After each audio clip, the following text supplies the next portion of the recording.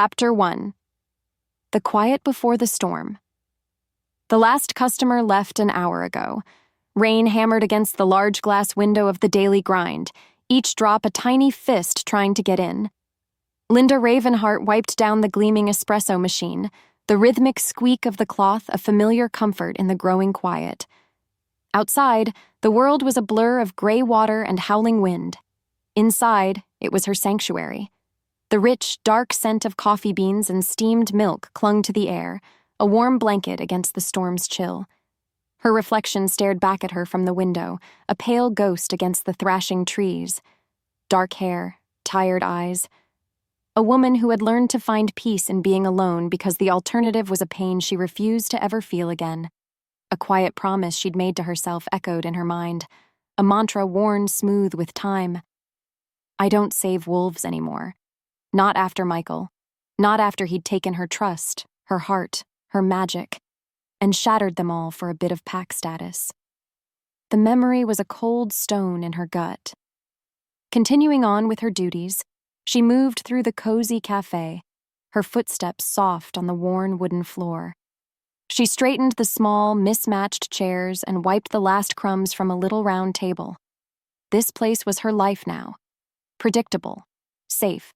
No alphas with hungry eyes and slick promises. No pack politics that chewed up good people and spat them out. Just the gentle hiss of the milk steamer, the low hum of the refrigerator, and the distant cry of gulls on the coastal wind. It was a small life, but it was hers, and she had built it wall by wall to keep the monsters out. She poured herself a cup of black coffee, the steam warming her face as the lights above flickered, protesting the storm's fury. This particular night, however, felt different. The wind wasn't just blowing, it was screaming. It clawed at the roof and rattled the door in its frame, a desperate animal trying to break in. Linda took a sip of her coffee, the bitter heat a welcome distraction. Why did storms always make her think of him? Maybe because their end had been a storm, too. A hurricane of lies and betrayal that had left her stranded, a lone survivor on the wreckage of her own life. She traced a circle on the fogged-up window pane, her thoughts drifting to a silver locket she'd thrown into the ocean years ago. Another broken promise. Another piece of herself she had let go of because holding on hurt too much. Then, through the roar of the wind and the relentless drumming of the rain, another sound cut through the noise. It was high and thin at first, then it deepened into something guttural, something agonizing. Linda froze, the mug halfway to her lips. That wasn't an animal caught in the storm. It wasn't the wind playing tricks on the old building. It was a sound she recognized deep in her bones, a sound from the world she had run away from. It was a scream of pain, raw and primal, a scream that belonged to a wolf. Her heart hammered against her ribs, a frantic bird in a cage. No, don't you dare. She stood perfectly still, listening, praying it was her imagination. But it came again, closer this time, followed by a wet, heavy thud against the front door of her café. Someone was out there, someone was hurt, and every instinct she had screamed at her to turn up the music, to ignore it, to let the storm wash it all away. Chapter 2. The Wolf at the Door. The heavy thud echoed the frantic beat of her own heart. Silence followed, thick and terrifying, broken only by the storm's endless rage. Linda stood frozen behind the counter, her knuckles white where she gripped its edge. Her mind was a battlefield. One voice, the voice of survival, screamed at her to stay put. It's not your problem. Remember what happened last time. Remember Michael's smile just before he broke you. But another voice, a softer, older one she thought she had buried long ago, whispered back.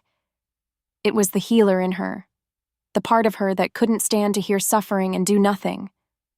Another pained groan, low and deep, vibrated through the wooden door. It was the sound that made the choice for her, because she was a coward in so many ways, but she couldn't be a monster. With a shaking hand, she flicked the deadbolt. The door swung inward with a groan, pulled by the wind, and the storm rushed in, flinging rain and leaves across the floor. And there, collapsed on her welcome mat, was a man. Or the shape of a man. He was huge, a mountain of wet leather and denim, his broad shoulders slumped in defeat. Dark hair was plastered to his forehead, and his face was a mask of pain. But it was the scent that hit her first, the coppery tang of blood, sharp and overwhelming, mixed with the wild, clean smell of pine needles and wet earth, and under it all the unmistakable scent of a wolf. For a moment, all she could do was stare. His jacket was torn at the shoulder, the flesh beneath mangled and dark. Silver. The wounds reeked of it, a scent that made her stomach clench with a phantom, burning memory. This was an alpha. She could feel the power rolling off him in waves, even as weakened as he was. An alpha was at her door, bleeding out from a hunter's poison. The irony was so thick she could have choked on it. She grabbed his arm, her own strength barely enough, and dragged him inside, away from the hungry storm. He was impossibly heavy, all dense muscle and bone. She managed to get the door shut, the bolt sliding home with a click that sounded deafeningly final. Now he was in her space. Her safe, quiet, predictable world was suddenly filled with the dangerous presence of this stranger. He lay on her floor, his breathing shallow and ragged. Water pooled around him, dark with his own blood. Her training took over before she could think. She knelt beside him, her hands hovering over his wounds. The silver poisoning was aggressive. She could see the dark veins spreading from the cuts. He would be dead in an hour if she did nothing, and she hated herself for it. But the thought of helping him felt like a betrayal of the promise she had made to herself. He was one of them. The very creatures who had taught her that love was a weapon and trust was for fools. But his eyes? They suddenly snapped open and locked onto hers. They weren't brown or blue or green. They were gold, a startling, luminous gold like molten honey, and they stared at her with a shocking intensity. There was pain in them, yes, but there was something else too, a flicker of disbelief, of recognition. As if he had been crawling through a desert his whole life and had just stumbled upon the only well in the world. Her breath hitched. She had to check his pulse, to see how far the poison had gone. Hesitantly, she reached out, her fingers brushing against the pulse point on his thick neck. The moment her skin touched his, it happened. A jolt, brighter and more powerful than any lightning strike, arced between them. It wasn't painful. It was a song, a current of pure energy that hummed through her veins, waking up parts of her she thought were long dead. It was a feeling of coming home to a place she'd never been. The stranger's golden eyes widened, his lips parting on a silent gasp as he stared at her.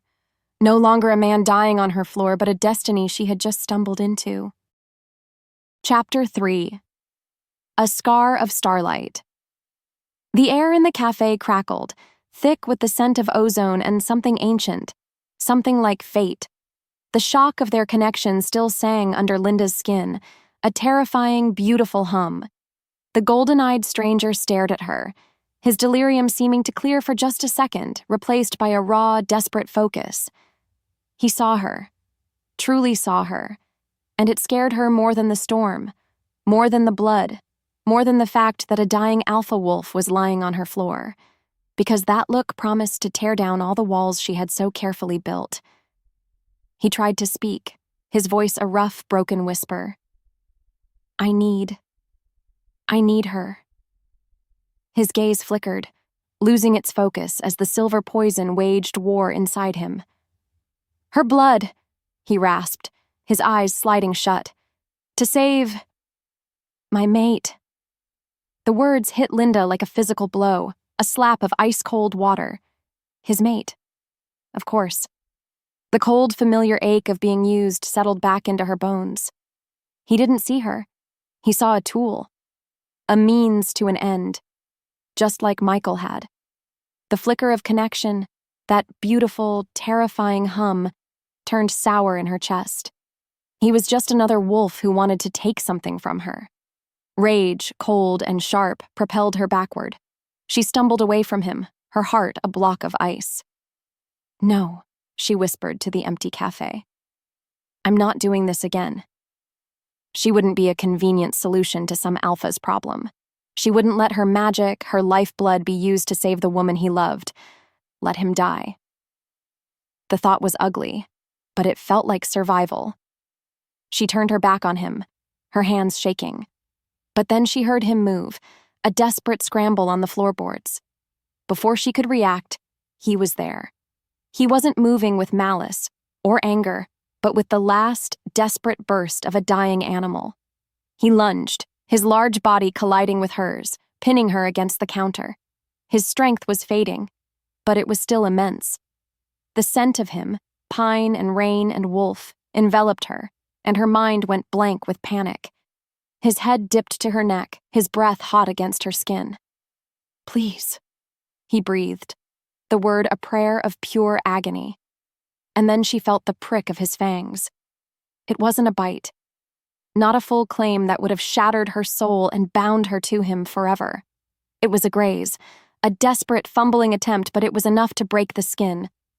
A scream tore from her throat as a pain unlike any other exploded from the point of contact. It was white-hot and blinding, a supernova igniting under her skin. It wasn't just pain, it was power. A raw, untamed magic burst forth from the wound, a torrent of silver light that lit up the dark café. Kael collapsed, the last of his strength gone, sliding to the floor in a heap. Linda staggered back, her hand flying to her neck, her whole body trembling violently.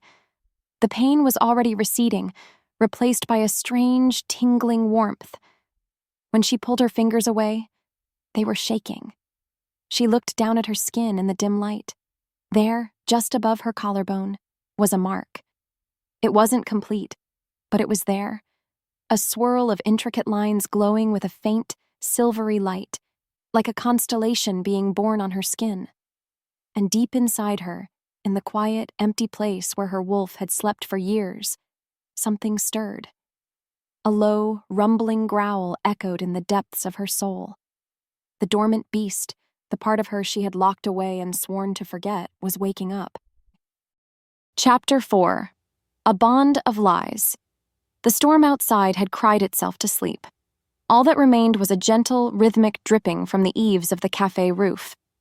Dawn was a promise on the horizon, a soft gray light that crept through the large window, painting the chaos inside with muted colors. Linda paced the worn wooden floor, a caged animal in her own sanctuary. Her hand was pressed to her neck, where the skin still tingled with a strange electrical warmth. It wasn't just a feeling on the surface, it was deeper. A thrumming, a pull, a humming wire that connected her to the large man still unconscious on her floor. And inside her, a presence. A low, rumbling awareness that hadn't been there yesterday. Her wolf was awake. After all these years of forced silence, it stretched and paced the confines of her soul, sniffing the air, aware of the other wolf in the room. A low groan broke the quiet. Linda's head snapped toward the sound. The man, the alpha, was stirring. He pushed himself up slowly, his movements stiff. The dark, ugly wounds from the silver had closed, the skin around them no longer black with poison, but a raw, angry red. The magical backlash from the marking, from her blood, had saved him. He rolled his head on his thick neck, and then his eyes found hers. The delirium was gone. The desperation was gone. All that was left in those molten gold eyes was a guilt so heavy it seemed to have a physical weight. He looked at her, and for the first time she felt like he was seeing a person, not a solution. And that was somehow worse. "My name is Kael," he said, his voice a low rumble that vibrated through the floorboards. "Alpha of the Northern Moonpack." He didn't get up. He just sat there, amidst the wreckage of her quiet life. "I didn't come here to do that." He gestured vaguely to the glowing mark on her neck. "I came here because I was desperate, and I've made everything so much worse." Linda hugged herself, a cold knot of dread tightening in her stomach. "What do you want from me?" she asked, her voice barely a whisper. He looked away, unable to meet her gaze. "My mate. Her name is Liora. She's dying. A curse from a rival pack. It's been eating away at her for months. Nothing our healers do can stop it. He paused, taking a breath. There was a prophecy that the curse could only be broken by the blood of a daughter of the moon, a dormant wolf born of a witch's line. He finally looked at her, and the shame in his eyes was stark. I had my scouts searching for months. They found you. A healer who ran from her pack, who never shifted, whose mother was known to practice the old magic. You were the one. The pieces clicked into place, each one a shard of ice in her heart. He had hunted her. He had watched her. Her quiet, anonymous life had been a lie. "So you came here to take my blood?" she asked, the words tasting like acid. "Just a sample," he said, his voice pleading. "For a ritual. That's all it was supposed to be. But the hunters found me just outside of town. They hit me with silver. By the time I got to your door, I was dying. The poison, it makes the wolf frantic. All I could think about was the prophecy, about saving her." He finally stood up, a giant of a man full of regret. "When I touched you, my wolf, he goes by Drax. He felt something else.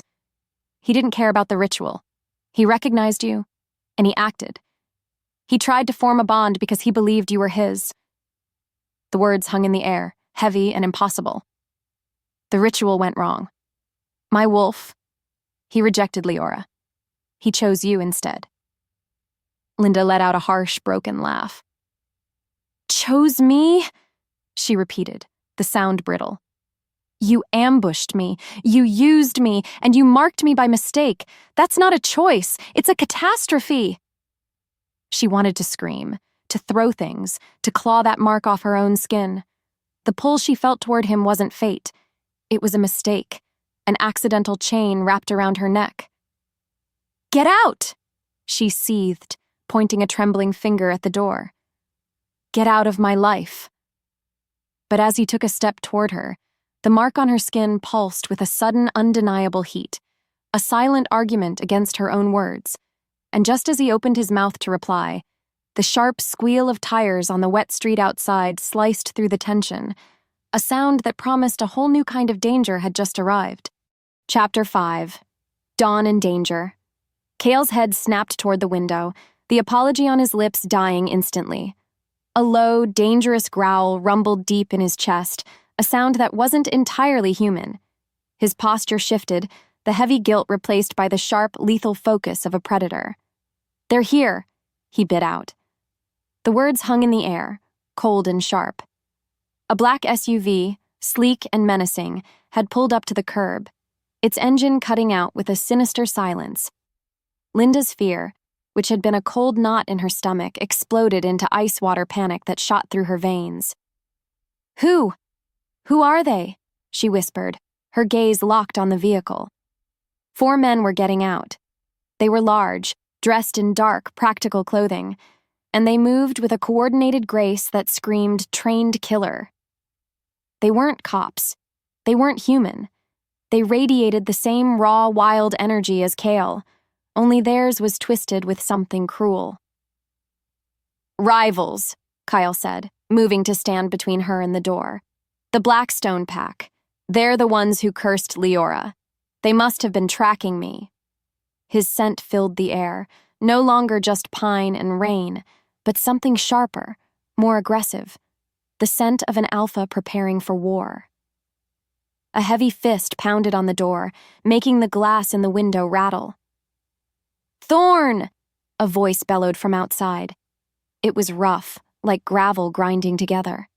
"We know you're in there. We smelled the witch's magic pop the second you marked her." Marked her. The word made her flinch. It sounded so permanent, so possessive. "The prophecy belongs to us now. Send the girl out. An alpha's mark is a powerful thing. It belongs to a new master now." Linda felt like she was going to be sick. Her life, her small, quiet, carefully constructed life, was gone. It had been shattered the moment Kael fell on her doorstep. Now she was just a thing. A prize.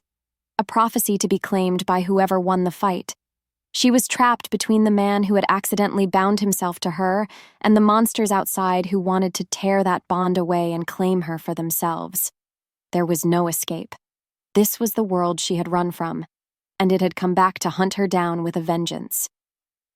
"Stay behind me," Kael ordered, his voice dropping into a command that brooked no argument. He wasn't looking at her, his golden eyes were fixed on the door, burning with a furious light. And then he began to change. It wasn't a full transformation into a wolf. It was something far more terrifying. A ripple went through his body, his shoulders broadening, his muscles coiling like thick ropes under his skin. His handsome face elongated, his teeth sharpening into fangs that gleamed in the dim morning light. Black, vicious claws burst from the tips of his fingers with a sound like tearing cartilage. He wasn't human anymore. He wasn't quite a wolf. He was a living weapon, a perfect fusion of man and monster, built for one purpose: to kill. With a roar that was pure, unrestrained fury, Kael ripped the door from its hinges and launched himself into the gray morning. Linda could only watch. A scream caught in her throat, her mind struggling to process the savage beauty of the violence. Kael moved like a blur of dark fury. He met the first wolf with a clawed hand that tore through flesh and bone. The second tried to flank him, but Kael was faster, his movements impossibly fluid. He spun, his body a whirlwind of controlled chaos, and threw the man through the window of the SUV. The fight was over in seconds. It was brutal, primal, and it was all for her. The two remaining wolves scrambled back into their vehicle and sped away, leaving their fallen comrades behind.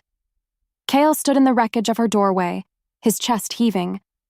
Blood, not his own, dripped from his claws onto the pavement. He slowly began to shift back, his features softening, the claws receding, but the golden blaze in his eyes remained. He turned to her, his expression grim, his body still thrumming with violent energy. "That was a scouting party," he said, his voice a guttural mix of human and beast. "They'll be back, with their alpha, and an army." He took a step toward her, a predator cornering his prey.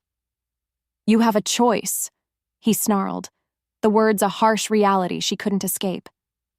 "You can stay here and wait for them to come back and claim you, or you can come with me, now." Chapter 6. Flight Through the Pines. The choice Kael offered wasn't a choice at all. It was one death sentence versus the slimmest chance of survival. Stay here, in the ruins of her life, and be taken by those animals? Or run with the man who was the cause of all this, the alpha who had accidentally tied her fate to his? Her quiet café, once a sanctuary, now felt like a beautifully decorated coffin.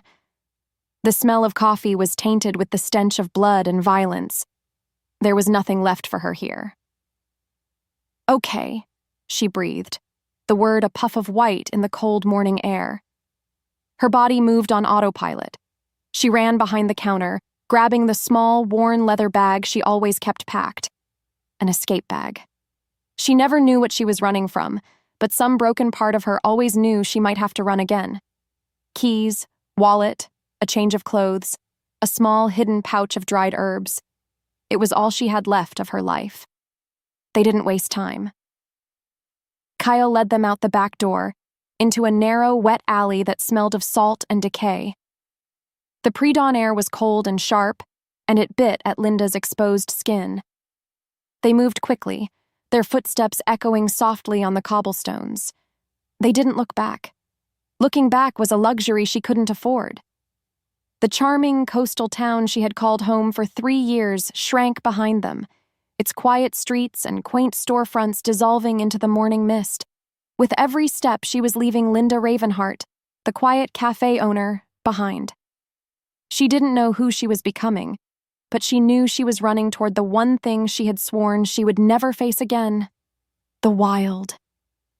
They reached the edge of town and plunged into the dense, rain-soaked pine forest that bordered it. The world became a labyrinth of massive tree trunks and dripping green ferns. The air grew heavy with the scent of damp earth and pine needles. They ran in silence, The only sound the squelch of their boots on the muddy ground and their own ragged breaths. Kael was a force of nature, moving through the undergrowth with an ease that belied his size. He was clearly in pain, his earlier fight having taken its toll, but he never slowed. He just pushed forward, his focus absolute. After what felt like an eternity, he stumbled, catching himself against a large, moss-covered boulder. He let out a pained grunt, one hand going to his side where a fresh wound was bleeding sluggishly. Without thinking, Linda was there. Her instincts, the healer's instincts she had suppressed for so long, took over. She placed her hand over his, ignoring the jolt of energy that flared between them. She closed her eyes and called on the small, fragile kernel of magic she still possessed. A soft, green light bloomed from her palm, seeping through their joined hands and into his wound. She felt the muscle underneath her touch slowly begin to knit together. It wasn't a full healing. Her power was too weak, too out of practice, but it was something. Kael stared at her hand, then at her face, his golden eyes wide with a mixture of shock and something else, something softer. Awe. The moment was broken by a long, mournful howl that echoed through the trees behind them. They were being hunted. The chase was on. Panic spurred them onward, their run becoming a frantic, desperate flight. They scrambled up hills, slid down ravines, the forest a blur of green and brown around them. The howls grew closer. They were being herded. Finally, just as Linda felt her lungs would burst, they broke through the trees onto a high, rocky ridge. The world opened up before them. A vast, misty valley stretched out below, cradled by mountains. In the center, smoke curled lazily into the morning sky from the chimneys of a large, sprawling settlement built of timber and stone. "My pack's border," Kael panted, his voice tight. "The territory of the northern moon." It didn't look like a home. It looked like a prison. As they started the long descent, they passed a small, secluded cabin nestled in a grove of birch trees. A light glowed in the window. Linda glanced inside as they passed, and her heart stopped. A beautiful woman with hair like spun moonlight lay pale and still in a large bed. At her side sat an older, gray-haired man, his hand resting on hers, his expression one of profound sadness.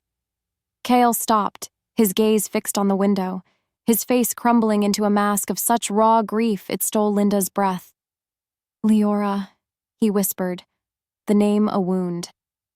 Linda's eyes darted from the dying woman in the cabin to the glowing, half-formed mark on her own neck.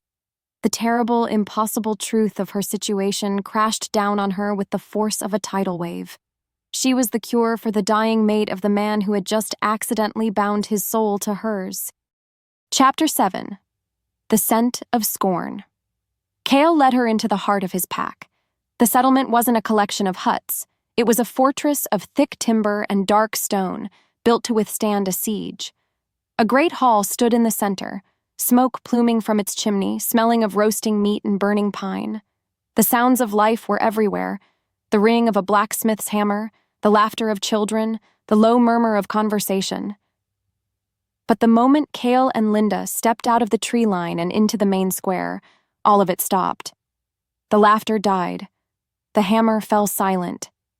Every head turned. Every single pair of eyes, sharp, predatory, and unwelcoming, fixed on her. They weren't just looking at her face. Their gazes were drawn like magnets to the pale silvery mark that pulsed faintly on her neck. Consequently, the air, which had been alive and vibrant, grew thick with a sudden, suffocating hostility. Whispers started, a venomous hiss that slithered through the crowd. The witch. What has he brought back? An omen. Linda's first instinct was to shrink, to pull her jacket collar up and hide the mark, to make herself small and invisible. But she couldn't. She was standing next to their alpha, and every wolf in the settlement was watching her every move. She felt like a lone deer that had wandered into a den of hungry lions. Her dream of a quiet life was a distant memory. This new reality was a nightmare where she was the main attraction. A path cleared for them, the pack members parting as if she were carrying a disease. A large, grizzled wolf of a man with a scarred face and a single piercing eye stepped forward to block their path. He radiated authority, second only to Kael. "Gunner," Kael acknowledged, his voice tight. Gunner's good eye flickered from Kael's grim face to Linda, his lip curling in a silent snarl. "What have you done, Alpha?" he demanded, his voice a low growl of disbelief. "Our Luna lies dying, and you bring this stranger into our midst?" He took a step closer, his gaze dropping to her neck. "You marked an outsider?" The accusation was a physical blow, and the crowd murmured in agreement. Ignoring him, Kael pushed forward, his hand gripping Linda's arm, pulling her along. His touch was a brand, a claim she didn't want. He led her away from the great hall, away from the prying eyes toward the secluded birch grove where she had seen the cabin. Inside, the air was heavy with the scent of sickness and old magic. The beautiful, moon-haired woman, Liora, lay in the bed, looking even more fragile up close. An old woman with kind, wrinkled eyes and long gray braids sat beside her, humming a soft, sad tune. Leora's pale blue eyes fluttered open. They found Linda's, and a flicker of understanding, not hatred, but a deep, heartbreaking sadness, passed through them. "You're not supposed to be here," she whispered, her voice as thin as a cobweb. It wasn't an accusation. It was a statement of fact, a lament for a destiny that had been broken. The old healer Alara approached them. "The prophecy," she said, her eyes fixed on Linda. "Let us see." She held out a small obsidian bowl containing a smooth, milky white stone. "A drop of your blood." Linda flinched, but Kael gave her a slight nod. With a silver pin, Alara pricked Linda's finger. A single crimson drop fell onto the moonstone. It didn't just glow, it sizzled. The stone hissed as if touched by a hot iron, and a plume of faint purple smoke curled into the air, smelling of lavender and ozone. Alara gasped, stumbling back. "By the great moon," she breathed, her eyes wide with fear and awe. "Her blood sings two songs. She is of two worlds, witch and wolf." The confirmation of the prophecy hung in the air, but it wasn't a relief. It was a curse because it deepened the pack's fear of her, the unknown quantity who had just fallen into their lives. Kael's grip on her arm tightened, his knuckles white. He looked from the smoking stone to her, his expression shaken. "We need to understand what this mark is," he said, his voice a low, urgent current that pulled her from the cabin and into the encroaching twilight. Chapter 8. The Moon's Judgment. Kael pulled her through the darkening forest, his long strides forcing her into a near run to keep up. He didn't speak. The silence was heavy, filled with the unspoken questions that lay between them. He led her to a place that felt ancient and sacred. A wide, circular clearing carpeted with soft moss and surrounded by a ring of massive, gray standing stones. They looked like the teeth of some long-dead god, each one covered in faint, swirling carvings that seemed to shift in the dim light. The air here was different, still and quiet, humming with a low, latent power that made the hairs on Linda's arms stand up. The full moon was rising above the trees, a perfect, luminous pearl in the indigo sky. It bathed the clearing in a soft, ethereal light, making the shadows of the stones stretch long and black like grasping fingers. "This is a place of judgment," Kael said, finally letting go of her arm. His voice was low, reverent. "The moon sees all truth here." He gestured to the glowing mark on her neck. "A true mate bond. A fated bond. It settles under the full moon. It becomes permanent. A part of the soul." He looked at her, his golden eyes filled with a desperate conflict. If this was just a mistake, a magical accident caused by the silver and the prophecy, the moon may reject it. It might fade. He was offering a sliver of hope, a chance that this nightmare could be undone. But Linda knew, deep down, it wasn't that simple, because the pull she felt toward him was anything but a mistake. As the pure, white moonlight washed over them, the mark on her neck answered. It didn't fade. It blazed. A brilliant silver light erupted from her skin, so bright it made her gasp. It wasn't hot, but it was intensely alive, a network of starlight etched into her flesh. A guttural roar of sound tore from Kael's chest, and he staggered back, clutching his head. It was a sound of pure agony.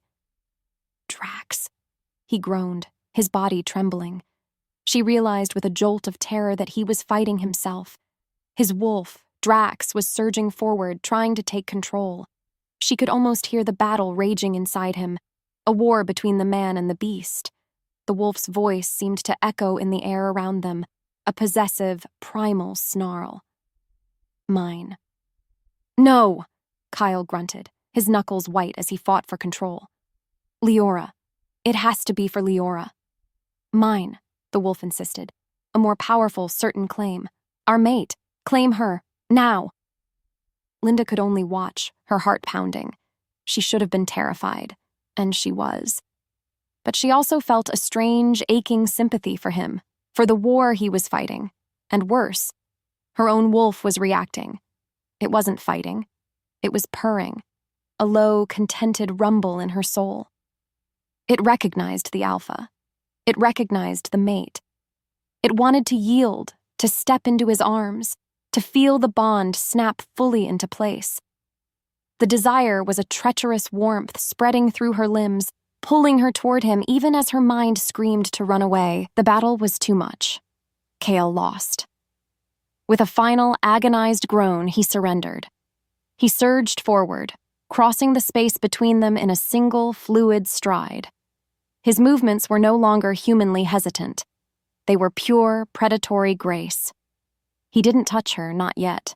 He simply stood before her, his head lowered, his golden eyes blazing up at her from under his dark brow. The man was gone. This was the wolf. This was Drax.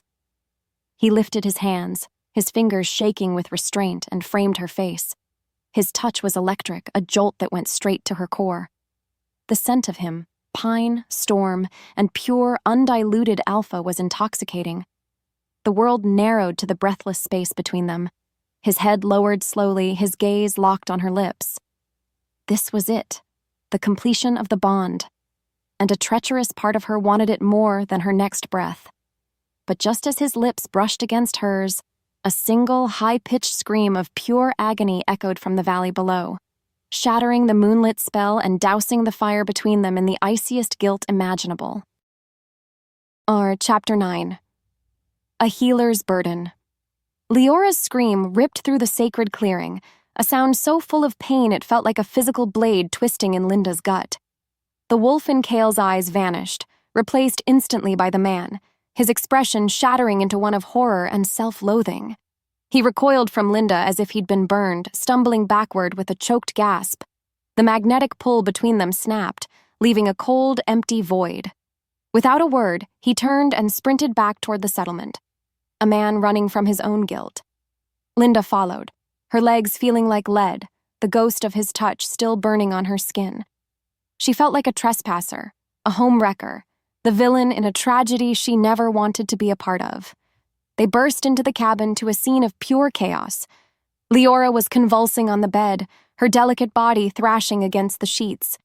The air was thick with the foul stench of dark magic, and shadowy black tendrils like wisps of living smoke were wrapping around her limbs, tightening their grip.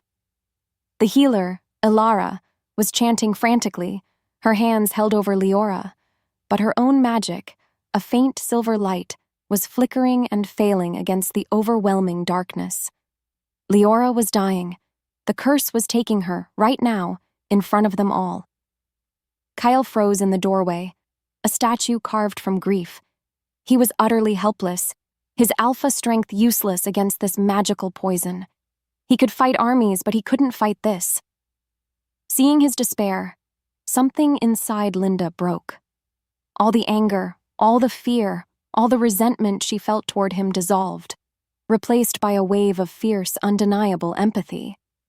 This was the woman he loved, and she was watching him watch her die.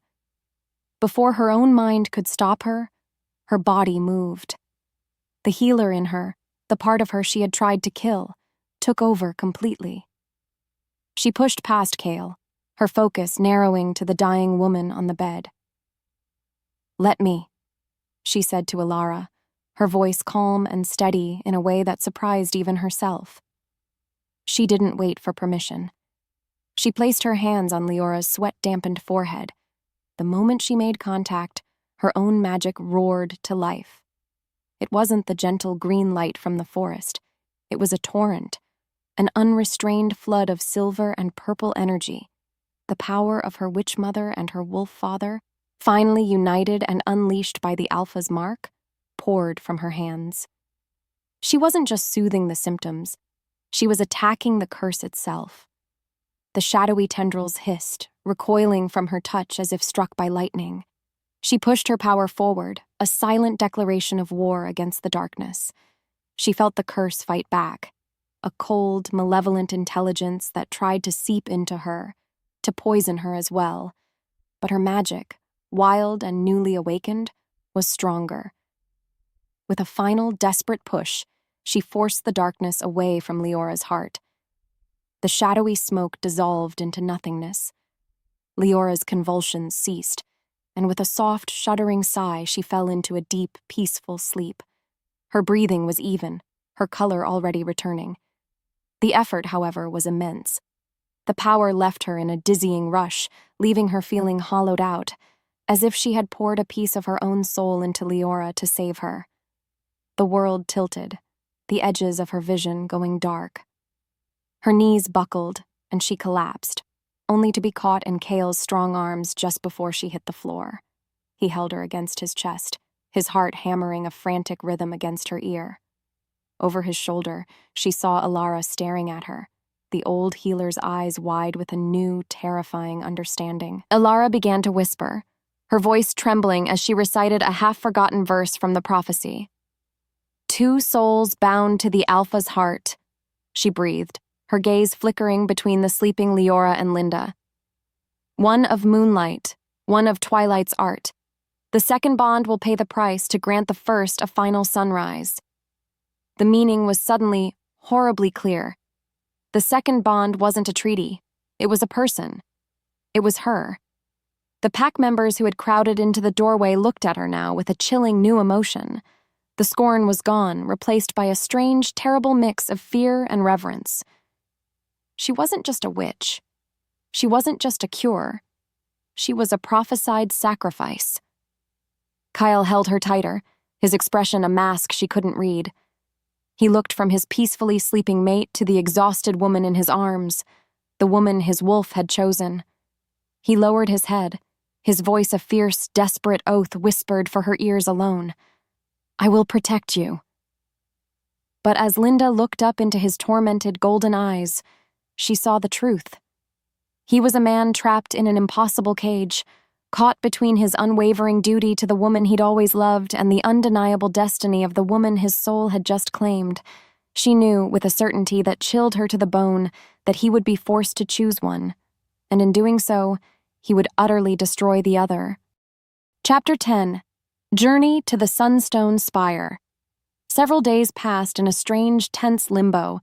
Liora was stable, her sleep peaceful, but the dark magic of the curse still clung to her like a shroud. Linda's powerful intervention had been a reprieve, not a cure. It was Liora, the old healer, who finally gave their desperation a name and a destination. She explained that Linda's magic, a unique fusion of witch and wolf, needed a conduit, something to focus its power to shatter the curse for good. The legend spoke of a catalyst, a heartstone born from a fallen star that pulsed with the pure light of the moon. They could find one, she said, at a place called the Sunstone Spire, a jagged peak of obsidian that stabbed at the sky, located deep in the heart of the Blackstone Pack's territory. The declaration fell like a death sentence in the quiet cabin. It was a suicide mission. But Kael, his face set like granite, did not hesitate for a second. "I will go," he stated, his voice leaving no room for argument. And because Linda's magic was the key to the entire endeavor, she had to go with him. There was no choice. Her fate was once again decided for her, not by a mark, but by a map that led straight into the enemy's jaws. They left that night, two shadows slipping out of the northern moon settlement under the cold, watchful eyes of the stars, leaving a world of suspicion behind them for a world of certain danger ahead. Their journey was a whisper in the dark. They traveled only at night, the moon their only guide, navigating treacherous forests and silent, misty moors that belonged to their enemies. The forced proximity was a tangible thing, a constant pressure. During the day, they would find shelter in hidden caves or dense thickets, the space always too small, their bodies always too close.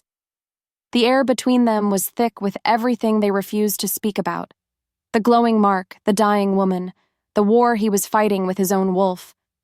So they talked about nothing, which somehow became everything. In the quiet moments, huddled for warmth, he would ask about her café, about the different kinds of coffee she served, about the funny old man who came in every morning for a scone.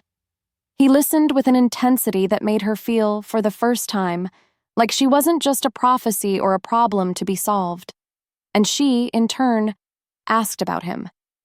Not the alpha, but the man. She learned he loved the silence of the high mountains, that his father had taught him how to track by the stars, and that he carried a deep, profound loneliness that mirrored her own. They built a fragile bridge of words over the chasm of their impossible situation, and for a little while, it was almost enough to make her forget why they were there. One night, as a cold wind howled outside the shallow cave where they'd taken shelter, he finally showed her a piece of his broken heart. "I'm not afraid of the Blackstone wolves," he murmured, his gaze lost in the flickering flames of their tiny, smokeless fire. "I'm afraid of failing her. Liora. She was the first person who ever saw me as just Kael. Not an alpha's son. Not a future leader. Just a boy who was too serious for his own good." His vulnerability was a crack in his armor, a glimpse of the man beneath the crown of duty. And so, Linda offered him a piece of her own shattered past in return. "I once trusted someone like that," she said softly, her voice barely a whisper. "He was my fiancé. He told me my magic was a gift. Then he used that gift to secure a higher rank in his pack, leaving me behind when I was no longer useful." She didn't say Michael's name. She didn't have to. The pain was a universal language. Kael looked at her, and in his golden eyes, she saw not pity, but a deep, resonant understanding. He saw her. They were getting closer to the spire. The air grew thinner, colder. The next evening, while scouting a ridge, they heard the guttural laughter of a Blackstone patrol below. Kael pulled her into a narrow crevice between two massive rocks, pressing her back against the cold stone and shielding her with his body. The space was so tight she could barely breathe. His chest was a wall of solid muscle against her back, his scent, pine and winter air, filling her senses. She could feel the steady, powerful beat of his heart. The patrol passed, their voices fading into the distance, but he didn't move. He was completely still, his body rigid with a tension that had nothing to do with the enemy. Thinking she was asleep or perhaps just lost in his own private hell, he let out a shuddering breath, his voice a raw, tormented whisper meant only for the uncaring stone. "She's just a means to an end. It has to be for Liora." The words, so quiet and so final, struck Linda with the force of a physical blow, and the fragile, tentative bridge they had built between their two lonely souls crumbled into dust. Chapter 11. The Price of Truth. The rest of the journey was a silent agony. Kael's whispered words played over and over in Linda's mind, a cruel mantra of her own foolishness. A means to an end. The warmth that had begun to sprout in her chest toward him withered and died, replaced by the familiar cold shield of betrayal. He had been so convincing. His vulnerability had felt so real. She had let herself believe, just for a moment, that the connection between them was more than a magical accident, more than a consequence of his desperation. She had been a fool. Her walls, the ones she had spent years building, went back up, reinforced with the cold, hard certainty that she could never, ever trust a wolf again. She became a ghost. She walked where he walked, ate when he offered food, and slept when he took watch. But she did it all with a distant, chilling silence. Kael felt the shift immediately. The fragile warmth between them had been replaced by a polar frost. He tried to breach it, his golden eyes filled with a confused hurt. "Linda? What's wrong?" he asked, his voice low and concerned as they made camp at the base of the towering obsidian spire. His feigned innocence was the final straw. She spun on him, her eyes blazing with a cold, quiet fury. "What's wrong?" she repeated, her voice dangerously soft. "I finally understood the rules of the game, that's all." She touched the mark on her neck, the skin beneath it feeling tainted. "You told me this was an accident, that your wolf acted on instinct. But that was a lie, wasn't it? At least, part of it was. You were looking for a daughter of the moon long before you ever stumbled into my café. You knew who I was. You came for me." Kael flinched as if she had struck him. He had the decency to look ashamed. "Linda, it's more complicated than that." "No, it isn't," she shot back, her voice rising. "It's simple. You needed a cure, you found one, and you were going to take it. Tell me I'm wrong." He couldn't. The truth was written all over his face. He finally broke, the words spilling out of him in a torrent of guilt and desperation. "Yes," he admitted, his voice raw. "Yes, my scouts found you. Yes, I came to your town specifically for you. I was going to beg, to bargain, to force you to help if I had to. I would have done anything to save Liora. I was a desperate man." He took a step toward her, his hands open in a plea. "But you have to believe me. The rest, that was never the plan. I came expecting to find an ingredient, a solution to a problem. I never, ever expected to find you." He struggled with the word, his gaze intense. "I didn't expect the way my wolf would react, the way it would recognize you. That part was never a lie. I swear it." His confession was meant to show her his inner conflict, to make her understand. But all Linda heard was a confirmation of her deepest, most painful wound. She was a target. The entire foundation of their encounter was built on his calculated desperation. The accidental marking, his wolf's supposed choice, none of it mattered, because the initial intent was to use her. The shared moments by the fire, the quiet conversations, the look in his eyes that she'd mistaken for budding affection, it was all tainted. She felt a wave of humiliation wash over her. "So, I was just a complication in your perfect plan," she said, her voice flat and empty. Their heated argument, a raw explosion of truth and pain, had made them careless. A twig snapped in the darkness behind them. They spun around, but it was too late. Wolves erupted from the shadows, sleek and silent predators. The Blackstone Patrol. At their head was a large, vicious-looking wolf with a cruel scar that split his lip into a permanent sneer. He lunged, not for Linda, but for Kael. The fight was a blur of claws and fangs. Kael fought with the fury of a cornered alpha, but he was outnumbered. The scarred wolf, Marcus, drove a wicked-looking blade, its edge shimmering with the telltale gleam of silver deep into Kael's leg. Kael roared in agony and collapsed to one knee. Marcus grinned, turning his cold, triumphant eyes on Linda. "The Alpha King will be very pleased," he snarled, advancing on her. He's been waiting a long time to get his hands on his little prophecy. Chapter 12. Written in starlight. The title, Alpha King, hung in the air, a terrifying new piece in a puzzle Linda didn't understand. But there was no time to process it. Kael was on the ground, his face pale with pain, the silver-laced blade still buried in his thigh. Marcus, the scarred Blackstone wolf, was advancing on her, his intentions brutally clear in his hungry eyes. A primal fear, cold and sharp, seized her. She was defenseless. She was next. But then she looked at Kael, struggling to rise, his gaze fixed on her with a desperate, protective fire. And something inside her shifted. The fear was still there, but it was overwhelmed by a sudden volcanic surge of pure, unadulterated rage. He was her alpha. The thought came unbidden, a whisper from the wolf inside her, and it changed everything. Marcus lunged, his claws extended. "You're mine now, witch," he growled. Linda didn't run. She didn't scream. She threw up her hands, a purely instinctual act of defiance. A shield of shimmering violet energy erupted from her palms, slamming into Marcus with the force of a battering ram and throwing him backward into a tree. The raw power of it shocked everyone, Linda most of all.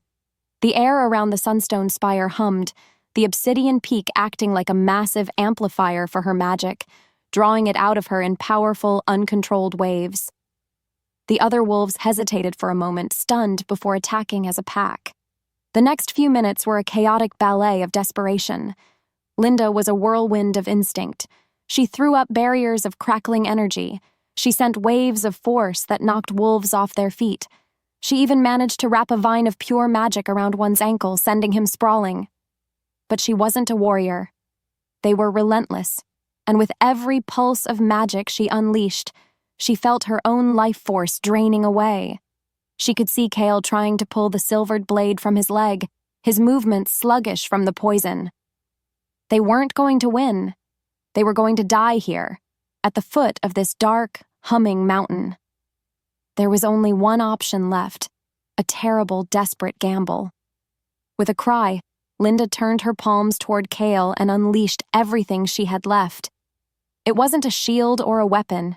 It was a pure, undiluted torrent of healing energy, a river of silver and purple light that flowed from her soul directly into his wounded body.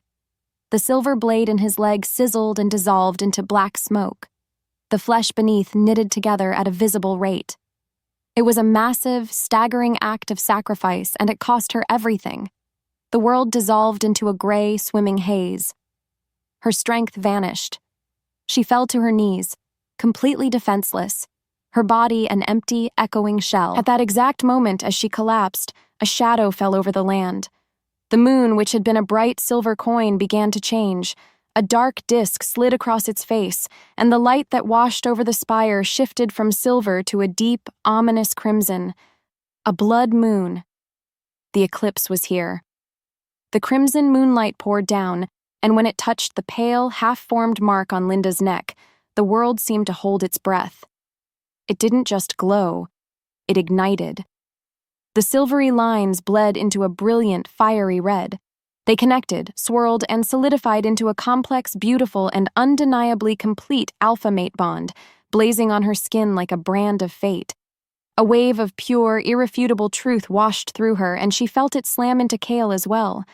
A gasp escaped his lips. This was no accident. This was no mistake. This was destiny, written in starlight and now sealed in blood.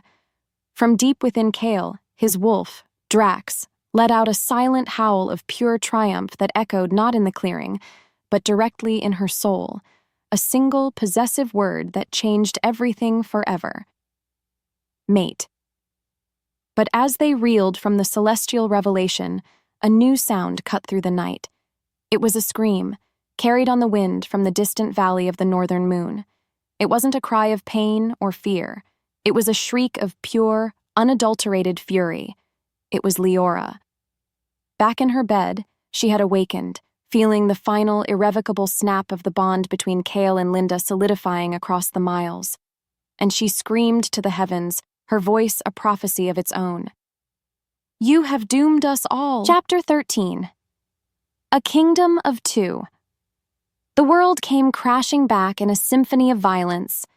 The crimson light of the blood moon still stained the clearing, painting the scene in shades of blood and shadow. The remaining Blackstone wolves, who had been momentarily stunned by the celestial display, snarled and regrouped, but the man they faced was not the same one they had ambushed moments before. Kael was on his feet, the silver wound on his leg completely gone, his body thrumming with a power that was terrifying to behold. The completed bond with Linda didn't just heal him, it had ignited him. He was no longer just an alpha fighting for a cause. He was a mate defending the other half of his soul, and the raw, primal power of it radiated from him in scorching waves. The fight was no longer a fight. It was a reckoning. Kael moved with a speed and brutality that was breathtaking. He was a whirlwind of black leather and righteous fury, his claws tearing through his enemies, his golden eyes blazing with the light of the crimson moon. He fought for the woman who had saved him, for the bond that now sang in his veins, for the terrible, beautiful truth that had just been revealed to them. He was not just fighting for a life, he was fighting for a destiny. The scarred wolf, Marcus, seeing the tide turn so irrevocably, gave a final, chilling threat. "The Alpha King knows!" he roared over the sounds of battle. "He will come for what is his!" Before melting back into the shadows, a coward's retreat. As the last of his enemies fell and silence descended upon the clearing, a new assault began, a silent one, inside Kael's mind. A frantic psychic message, sharp and jagged with panic, pierced his thoughts. It was Gunnar, his beta. "Kael, what is happening? The bond. We all felt it. It's complete." The mental voice was laced with horror and disbelief. A moment later, it was followed by the pack's collective will, a crushing wave of anger and betrayal fueled by Liora's distant, enraged scream. "The witch has cursed you. Her magic has twisted your mind. Abandon her. Now. Return to your Luna. It is your duty." The command was absolute. It was the voice of his people, his family, his entire life's purpose. It was the oath he had taken, the duty he had been born to uphold. He looked over at Linda. She was struggling to her feet, exhausted and pale, her body trembling from the magical backlash. The full, intricate mark blazed on her neck, a perfect crimson constellation that tied her to him forever. He looked at her, so fragile and yet so fierce, the woman who had faced down his enemies, the woman who had healed him with her own life force, the woman his very soul had screamed for. His internal war, the long, agonizing battle between his duty and his heart, was finally over. The choice was clear, and it was going to destroy him. He closed his eyes, shutting out the desperate pleas of his pack. He focused his will, gathering his thoughts into a single, quiet, and final declaration. He sent it back through the mind link, a message that would sever him from everything he had ever known. "She is my mate," he sent, the words a calm and unbreakable vow. "My duty is to her, now. I will not abandon her." He felt the collective gasp of his pack, the shock, the outrage. And then, one by one, he felt the mental connections he had shared with his people his entire life snap shut. The psychic link to Gunnar, to Liora, to his entire pack. It went silent. He was an alpha with no pack, a king with no kingdom. He was utterly and completely alone, save for the woman standing before him. He opened his eyes and looked at Linda, the weight of his sacrifice settling upon him. They were exiles, hunted by one pack, rejected by their own. A kingdom of two against the entire world. He took a step toward her, his expression a mask of grim resolve. "They won't stop hunting you," he said, his voice rough. "The Alpha King, Corvus, he will never stop." But before he could say another word, a new voice, a different voice, slithered into his mind, and he knew Linda could hear it too. It was cold, ancient, and dripping with terrifying power. It was the voice of the Alpha King himself. "You have something of mine, Kael Thorne," the voice hissed across the miles. "And I have something of yours. I have your precious Liora, a life for a life. Bring me the girl." Chapter 14. A life for a life. The Alpha King's words hung in the cold mountain air, an invisible blade poised over their heads. "I have your precious Liora." The threat was as simple as it was devastating. Kael let out a choked sound, a mixture of a gasp and a snarl. He was a storm of raw, helpless fury. The image of Liora, pale, innocent, and now a hostage, flashed in his mind. He was torn in two, a man caught in an impossible vice. On one side was Linda, his new, fated mate, the woman who stood beside him, her presence a warm, steady anchor in the chaos. On the other was the ghost of his past, the woman he had sworn to protect, the woman whose life was now being held for ransom. His failure was a poison, and it was corroding him from the inside out. But as Linda watched the agony twist Kael's handsome features, a strange and profound calm settled over her.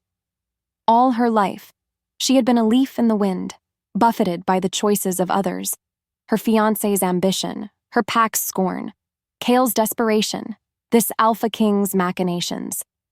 She had been running, hiding, reacting. She was done reacting. She looked at Kael, at this powerful alpha who had just sacrificed his entire world for her, and she saw him not as a captor, but as another soul trapped in this web. She thought of Liora, a woman she had never spoken to, who was guilty of nothing more than being loved by the same man fate had just bound to Linda. And in that moment, Linda knew she would not be the cause of one more person's suffering. "I'll do it," she said, her voice quiet but firm, cutting through Kael's turmoil. He stared at her, his golden eyes wide with confusion. "Do what?" "I'll go to him," she clarified, her gaze steady and unwavering. "I'll give myself up. He wants me, not her. A life for a life," he said. Kael's reaction was explosive. "No!" he roared, the sound echoing off the obsidian spire. "Absolutely not. I will not trade you. I will not lose you." He strode toward her, his large hands gripping her shoulders, his desperation a tangible force. "We'll find another way. We'll fight them. We'll—" "There is no other way," she interrupted, her voice rising to meet his. It was their first argument as mates, a passionate, desperate clash of two stubborn wills. "You can't fight an entire pack, Kael. Not while running from your own. How many will have to die before he gets what he wants? How much more blood needs to be spilled? I don't care. Your safety is all that matters," he thundered, his grip tightening. It was in that moment that Linda's transformation was complete. The fearful, hesitant café owner was gone forever, replaced by a woman of terrifying, resolute power. She reached up and gently, but firmly, removed his hands from her shoulders. "You sacrificed your pack for me," she said, her voice softening, but losing none of its steel. "You gave up your home, your duty, everything you've ever known because you believed your place was with me. Now let me make my own choice." She looked him directly in the eye, and the strength he saw there made him fall silent. "This isn't your decision to make. This started because of a prophecy about my blood. It will end with me. I refuse to let an innocent woman die for a destiny I never asked for." She was no longer a victim of fate. She was taking control of it, wielding it like a weapon of her own making. Kael stood frozen, silenced by her conviction. He wanted to argue, to lock her away and face the world alone, but he saw the unshakable resolve in her eyes. She was his mate, and she was his equal. As he wrestled with this new reality, distracted by the war within his own heart, Linda closed her eyes. She reached out, not with her hands, but with her mind. It was a new, fragile sense, a filament of thought, a gift from her witch's lineage that had been unlocked and amplified by the completed mate bond. She focused on the cold, cruel voice of the Alpha King, and she sent a single, clear, and silent message across the miles. A message Kael could not hear. "I'll come. Alone. Tell me where. Just let her go." The reply was instantaneous, a cold, triumphant hiss that echoed only in her mind. "The old hunting grounds, north of the Black River, at midnight. Come alone, witch. Or your Alpha's precious moonlight bride dies screaming." She had made the bargain, and she had just signed her own death warrant. Chapter 15. The Midnight Ritual. Deceiving him was the hardest thing she had ever done. The new bond that pulsed between them was a conduit of truth, and every moment she spent planning her escape felt like a sharp, physical betrayal. As twilight bled across the sky, painting the mountains in hues of purple and orange, she turned to Kael with a carefully constructed calm. "I need to find some herbs," she said, her voice steady. "King's foil and shadow root, for the journey ahead. They grow in the darker parts of the forest." Kael's golden eyes narrowed with suspicion. He could feel her resolve, the strange, hard wall she had erected in her mind. He didn't want to let her out of his sight.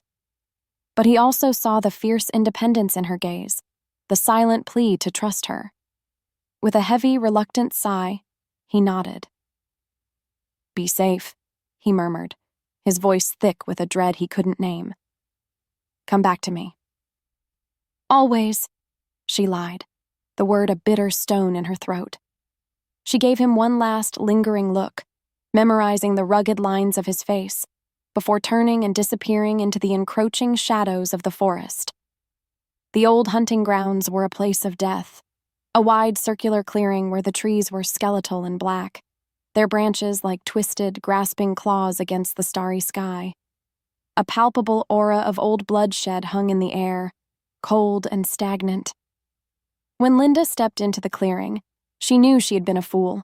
The Blackstone wolves were there, their forms like shadows among the dead trees.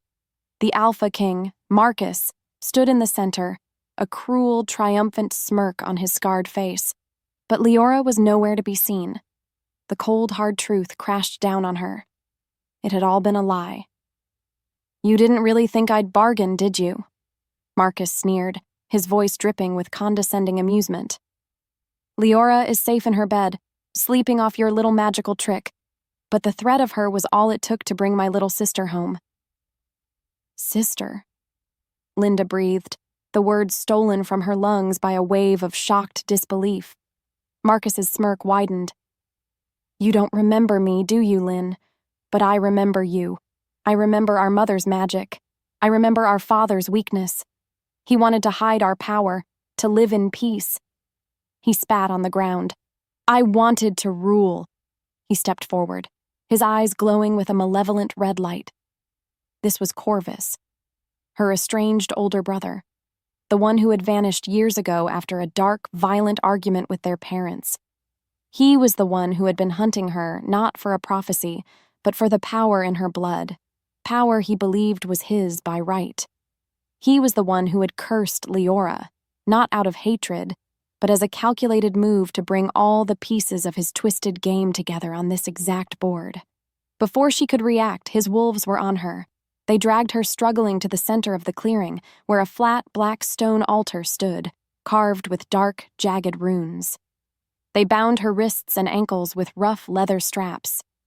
Corvus began to chant, his voice a low, guttural drone.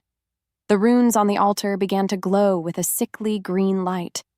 The air grew impossibly cold, and shadows writhed and danced at the edge of the clearing. He produced a ritual dagger and sliced it across her palm, letting her blood drip onto the stone. "Your unique blood, sister," he hissed, his eyes wild with power. "The perfect fusion of wolf and witch. It will fuel a ritual that will make me a god."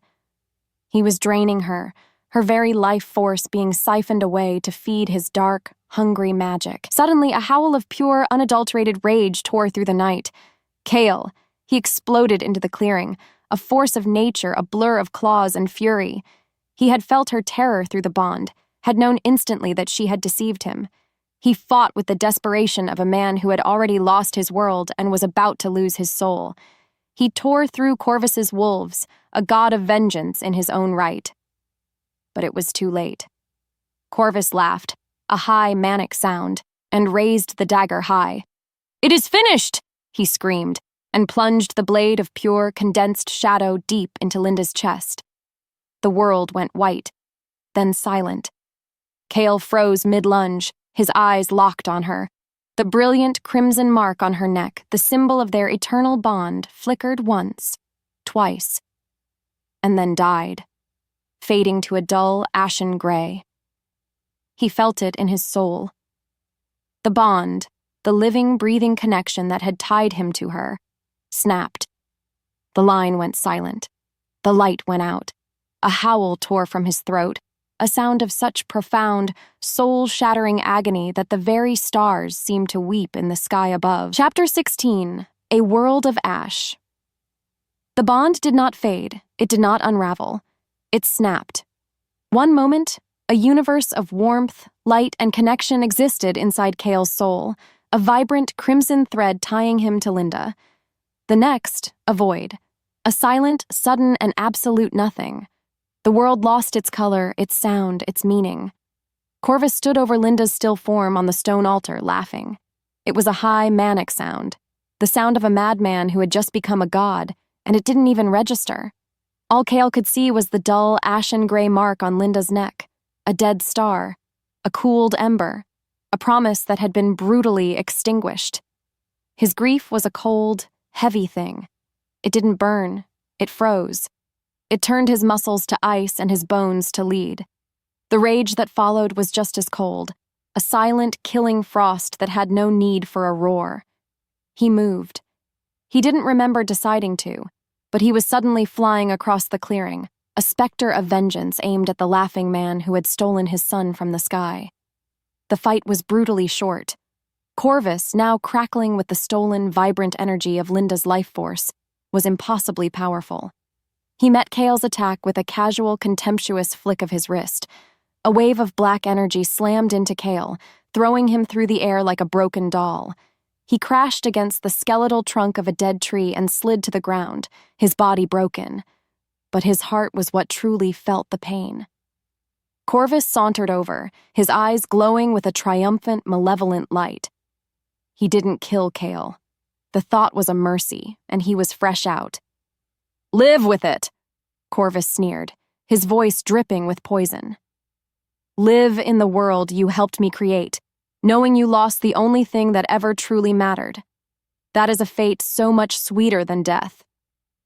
He then turned, and with his remaining followers, melted into the darkness, leaving Kael alone in a graveyard of his own making. Time ceased to exist. Kael eventually managed to crawl to the altar. He reached out a trembling hand and touched Linda's face. So cold. He traced the lines of the dead gray mark on her neck. My fault. The thought was a steady, rhythmic drumbeat of self-loathing in his silent soul. I should have seen the trap. I should have protected her. I let her go. He opened his mouth to howl, to scream his agony into the uncaring night, but no sound came out. The part of him that was connected to the wild, to the moon, to his mate, it was silent. He was utterly, devastatingly alone. Just as the crushing weight of his despair threatened to swallow him whole, a rustle in the trees broke the silence. Two figures emerged from the shadows. Gunnar, his beta, his face a mask of grim sorrow, and leaning on his arm, looking frail but very much alive, was Liora. Her eyes, no longer clouded by the curse, were clear and filled with a profound, heartbreaking pity. The moment the bond between him and Linda had snapped, the final vestiges of her own curse had shattered because its entire purpose had been fulfilled. She was free. But she didn't look free. She looked heartbroken. She knelt beside him, her hand hovering over Linda's still form. "Oh, Kael," she whispered, tears streaming down her pale cheeks. She was the one. She was always the one. Kael stared at her, uncomprehending. Liora shook her head, a sad, bitter smile touching her lips. "We were never true mates. Not in the way the moon goddess intended. We were a perfect match, yes. We loved each other, yes. But the fated bond, the kind that sings between two halves of the same soul, it was never there for us." She confessed that she had always felt it, a small, quiet emptiness beside him that she could never name. It was that emptiness, that lack of a true, divine blessing, that had made her vulnerable to Corvus's curse in the first place. The dark magic needed a flaw, a crack in their union to take root. "The curse was never about me," she cried softly. "It was about her. It was all designed to bring you to her." The revelation was the final killing blow. His entire life, his every action, his profound sense of duty to Liora, all of it had been built on a beautiful, tragic lie. He had sacrificed the true half of his soul for a duty that was never really his. As this new, more profound agony washed over him, he leaned down, pressing his forehead to Linda's, a silent goodbye. and in the absolute, dead silence of his soul, he felt it, an impossible flicker, a faint, ghostly echo of warmth against the dead mark on his own skin. It was less than a whisper. It was the memory of a sound. And it was her. Chapter 17. The First Daughter. There was no pain, no fear. There was only quiet. Linda floated in a gentle, warm darkness, a peaceful void that cradled her like a womb. The agony of the shadow blade, the terror of her brother's betrayal, the crushing weight of her sacrifice. It was all gone. This was the end, then. It was peaceful. She could stay here forever, adrift in this silent, velvet ocean, and want for nothing. It was the release she had, in some ways, always craved. But then a light began to bloom in the distance. Not a harsh, blinding light, but a soft, gentle glow, like a candle being lit in a vast, dark room. The light grew, and within it, a figure took shape. It was a woman, regal and kind, with eyes that held all the wisdom of the stars and hair that flowed around her like spun moonlight. A profound sense of love and familiarity washed over Linda. It was a feeling she had only ever known in her deepest, most cherished memories. "Mother?" she whispered, the name a thought more than a sound. The spirit of her mother smiled. "You have been so brave, my daughter." Her voice wasn't spoken, it was felt, a warm current in the peaceful darkness. But your journey is not over. Not unless you choose it to be. Linda was confused. What is this place? This is the space between, her mother explained. The threshold between the living world and the ancestral realm. You are here because your soul is not yet ready to let go, and because he is not ready to let you go. Her mother showed her things then, not in words, but in a flood of pure knowledge and memory that poured directly into Linda's soul. She saw her lineage, a long, unbroken line of powerful women stretching back through the mists of time. She learned they were not just any witch-wolf family. They were the direct descendants of the first daughter, the very first she-wolf to walk the earth, the one who had been loved by a forest spirit and blessed by the moon goddess herself. Their blood was a sacred trust, a vessel for the purest spark of the goddess's magic. This was the power Corvus had craved. He didn't just want to be an alpha king. He wanted to steal the divine magic of their lineage, to swallow the power of the goddess and become a dark god. Her mother then showed her Kael. She saw his ancient bloodline, a line of fierce, noble alphas tasked with protecting the balance of their world. She saw how their two bloodlines, hers and his, were like two sides of a coin, separated for centuries, and how they were prophesied to one day reunite. Their bond wasn't a simple fated match, it was a cosmic necessity, a weapon forged by destiny itself to combat a great darkness, a darkness that her brother now wore like a crown. "He needs you, my child," her mother's voice urged, gentle but firm. "The bond you share is more than a mark on the skin. It is a bridge between souls. Even in this place, a part of you is still connected to him. You can feel his pain," and Linda could. As she focused, she could feel a faint, distant pull, an echo of a soul-deep howl of grief. It was Kael. He was in agony. He was alone. The peace of the spirit realm was a beautiful, seductive song, promising an end to all struggle, an end to all pain. She could stay. She could let go and find her rest. The thought was tempting. So very tempting. But then she saw an image of the world Kael would be left in. A world ruled by her brother's cruelty. A world shrouded in shadow and fear. A world without her. The thought of his pain, of his loneliness, was an anchor. It was a reason. It was everything. She looked at her mother, the quiet peace of the void falling away, replaced by a new, burning resolve. She had spent her life as a victim, a pawn in other people's games. But now she knew who she was. She was not just a healer. She was not just a witch. She was a daughter of the moon, a direct heir to a power that could reshape the world. And the other half of her soul was lost in the darkness, preparing to die for her. The choice was not a choice at all. "I'm going back," she declared, and her voice, for the first time, held the undeniable power of a queen. Chapter 18. An Echo in the Void. Back in the world of the living, despair had a taste. It tasted like cold ash and stale air. Kael sat beside the funeral pyre they had built for Linda, the unlit wood a stark, grim monument to his failure. Liora and Gunnar had helped him carry her body from the defiled altar, their movements slow and somber. Liora had tried to speak to him, to offer words of comfort, her own face pale with a grief that was both for him and for the woman she had never known. But Kael was a stone. He was a hollowed-out mountain, unreachable, lost in a silent, gray landscape of unending regret. The vibrant, living world had been reduced to a colorless photograph of what it once was. Gunnar, ever the beta, had been scouting. He returned as the first hints of dawn threatened the eastern sky, his expression grim. "Corvus is on the move," he reported, his voice low. "He's not hiding. He's marching his forces toward our territory, the power he stole.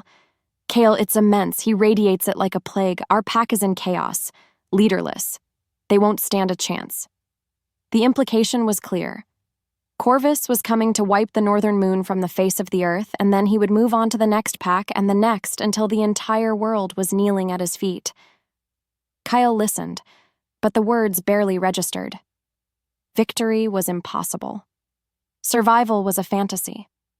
He knew, with a cold, dead certainty, that he could not defeat Corvus. No one could now, but he could still bleed him. He could still be a thorn in the monster's side. He could still offer up one final act of defiance. He looked at Gunnar, his golden eyes, once so full of fire, now dull and empty. "Take Liora," he commanded, his voice a dead, emotionless rasp. "Take what's left of the pack, the elders, the pups, and run. Go north to the frozen wastes. Hide, survive. That is your final order as my beta." "And you, Alpha?" Gunnar asked, though he already knew the answer. "I am going to buy you time," Kael stated simply. It wasn't a plan of battle. It was a suicide note. He would face Corvus alone. He would die, but he would die fighting, a final, meaningless act of penance for the woman he had failed to protect. It was the only thing left for him to do. It was his one, final act as an alpha. He would die as he had lived for so long, in service to a duty. Gunnar and Liora argued. They pleaded, but it was like talking to a cliff face. Kael was unmovable. With heavy hearts and tearful goodbyes, they finally left him, two retreating figures disappearing into the gloom, leaving him truly and utterly alone. He stood before the unlit pyre, the last man in a dead world. He had lost his pack. He had lost his purpose. He had lost the mate he had only just begun to understand. He reached out and gently touched the cold ashen mark on his own neck, a final, silent goodbye to the other half of his soul. This was the end. He turned his back on her body, ready to walk toward his own death. He was completely alone. The world was utterly silent. The bond was a dead, empty channel in his soul. He took a step. And then it happened. A single impossible flicker. A pinprick of warmth against the cold, dead brand on his neck. It was so faint he thought he had imagined it. A ghost of a connection. A memory of a feeling. He froze, his heart stopping in his chest. And then, a single, clear word. Not a sound, but a pure thought, echoed in the vast, desolate emptiness of his soul. It was a whisper that screamed louder than any battle cry. Kael. Chapter 19. Daughter of the Moon. Kael heard the whisper again, stronger this time, a silken thread of warmth pulling at the frayed edges of his soul. Kael. It wasn't his imagination. It wasn't the madness of his grief. It was her. He whipped around, his gaze locking onto the funeral pyre where Linda's body lay. His heart, which he thought had stopped beating, gave a single painful thud. A light was beginning to grow around her, a soft, silver luminescence that seemed to emanate from her very skin. It pushed back the grim gray light of the false dawn, bathing the clearing of dead trees in a gentle, hopeful glow. The ashen, lifeless mark on her neck began to pulse. Faintly at first, then with a steady, rhythmic beat, like a heart starting again. The gray bled away, replaced by a shimmering liquid silver that quickly deepened into a brilliant, molten gold. The light intensified, so pure and so powerful that Kael had to raise a hand to shield his eyes. A wave of raw, benevolent magic, the scent of moonlight and blooming nightshade and ancient, impossible power washed over the clearing. Where the light touched the dead, skeletal trees, a miracle occurred. Tiny silver leaves began to sprout from the blackened branches, unfurling in the celestial glow. Life was returning to a place of death. Then, with a soft gasp that seemed to draw in all the light in the clearing, Linda's eyes snapped open, but they were not the eyes he remembered. The warm human brown was gone, replaced by two luminous golden orbs. They were the exact color of his own, of his wolf's, but they held a different fire. Hers was not the fire of a terrestrial alpha. It was the ancient, knowing, and eternal light of the stars themselves. She sat up on the pyre, the tattered remains of her clothes falling away to reveal skin that was flawless, the mortal wound from the shadow blade gone without so much as a scar. She was no longer the tired café owner. She was no longer the frightened fugitive. She radiated a calm, unshakable power, an authority that was as natural as the rising of the moon. "Linda?" Kael breathed, his voice cracking, the name a prayer. He stumbled forward, his legs shaking, his mind struggling to comprehend the miracle before him. Was she a ghost? An angel? She turned her head and her new golden eyes found his. A smile so familiar it broke his heart and then pieced it back together again, spread across her face. "I told you I'd always come back to you," she said, and her voice was different too. It was still hers, but it was layered with a new resonance, a quiet power that hummed in the very air around them. He fell to his knees beside the pyre, reaching out a trembling hand to touch her cheek. She was real. She was warm. She was alive. All the grief, all the guilt, all the cold, empty despair that had consumed him vanished in an instant, burned away by the radiant sun of her return.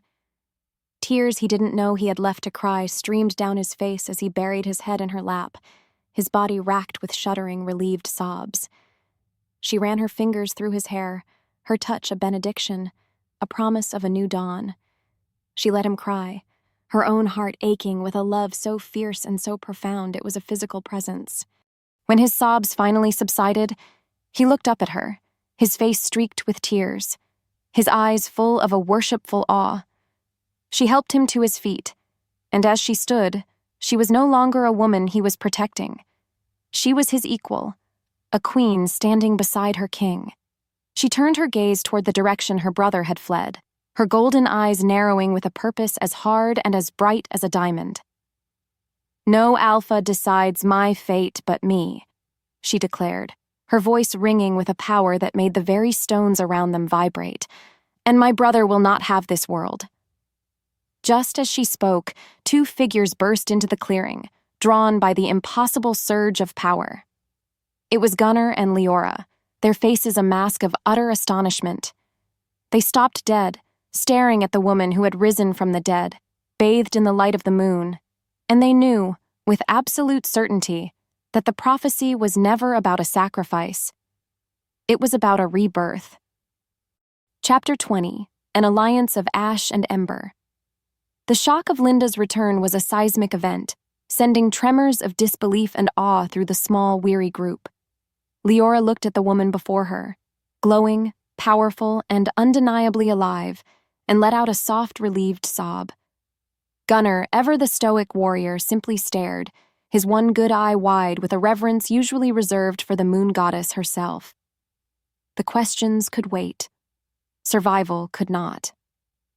As the celestial light around Linda softened into a gentle, personal aura, Gunnar's grim report about Corvus's movements brought them all crashing back to the brutal reality of their situation. "He's not just marching on our territory," Gunnar said, his voice urgent as he pointed on a makeshift map he'd drawn in the dirt.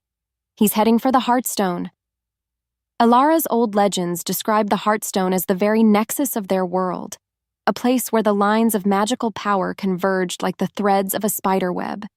"If he performs his ritual there," Gunnar concluded, his face grim, "if he channels the power he stole from you through that stone, his magic will become absolute.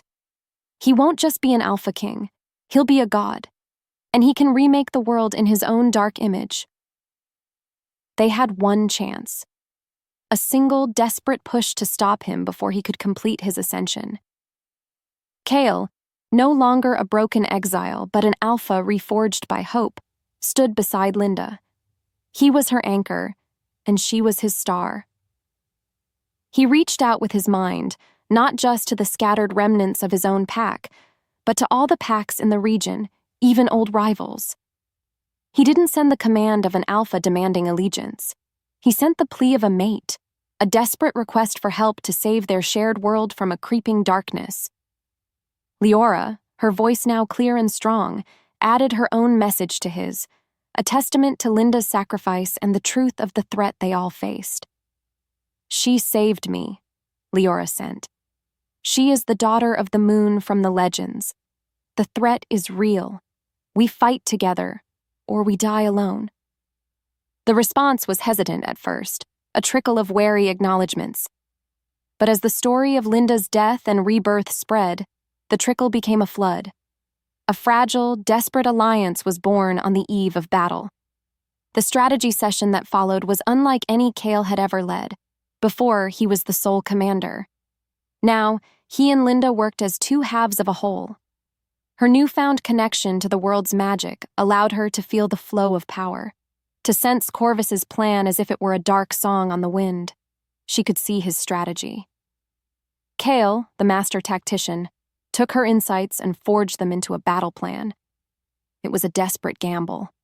Linda would have to face her brother alone at the Heartstone, using her own divine magic to try and sever him from the power he'd stolen.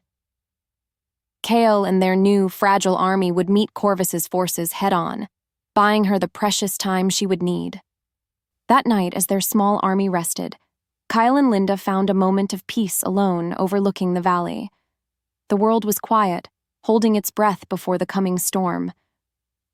"I was a fool," Kael whispered, his voice thick with emotion as he took her hand.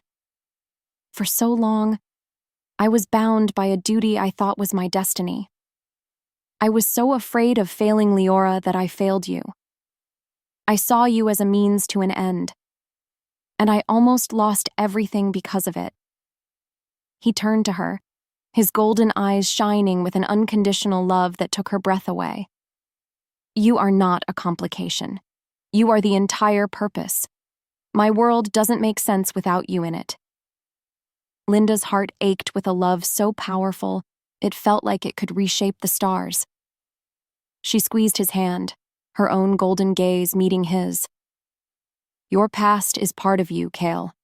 The man who was so loyal to Liora is the same man who sacrificed his pack for me. I don't want you to erase that." She leaned in, her voice a soft promise. "We are not just a mark on the skin. We are a choice, and I choose you." She sealed her vow with a kiss, a tender, heartfelt promise of a future they would have to fight and bleed for. As the first rays of dawn broke over the horizon, their army began to stir. Linda looked up and saw that the moon, still visible in the morning sky, had a faint, crimson edge, a celestial omen of the blood that was about to be spilled. The final battle was here. Chapter 21. Heartstone and Shadow. The battle for the Heartstone began with a roar that shook the very foundations of the mountains. Kael, a golden-eyed whirlwind of righteous fury, led the charge. At his side were wolves from a half-dozen packs, warriors who had been his rivals just days ago, now united under a single desperate banner. They crashed into Corvus's army, and the clearing erupted into a maelstrom of claws, fangs, and flashing steel. Corvus's followers were unnaturally strong. their eyes glowing with the same sickly green-black energy as the ritual altar. But the allied packs fought with the desperation of those defending their very existence. While the savage battle raged, Linda moved like a ghost through the chaos. The fighting parted around her, her presence a bubble of intense, focused calm in the heart of the storm.